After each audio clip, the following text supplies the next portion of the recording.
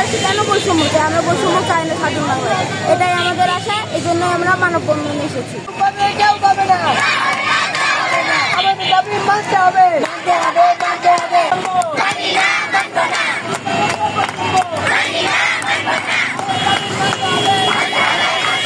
আমার সোনার বাংলায় আমাদের দাবি মানতে হবে।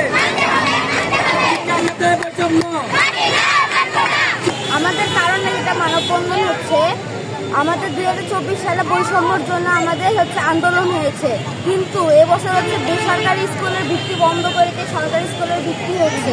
কারণ বেসরকারি স্কুল থেকে 80% লোক বিভিন্ন জায়গায় আছে, এরকম তারপরেও আমাদের বৈষম্য করে আমাদের সরকারি স্কুল না বেসরকারি স্কুলে কোনো ভিত্তি হচ্ছে না, শুধু সরকারি স্কুলে ভিত্তি হচ্ছে। কেন আমরা স্বাধীন বাংলাদেশে কেন বৈষম্য চাই? আমরা বৈষম্য চাই না স্বাধীন বাংলাদেশ, এটাই আমাদের আশা। এই জন্য আমরা মানববন্ধনে এসেছি। ধন্যবাদ।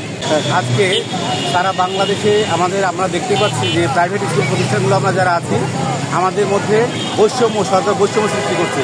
যে বৈষম্যর জন্য কিছুদিন আগে আন্দোলন হলো, এই আন্দোলনে বৈষম্য আমরা রাখবো না এবং রাখিনি, অথচ সেই সরকার আবার বৈষম্য তৈরি করছে প্রাইভেট স্কুলে এবং সরকারি স্কুলে।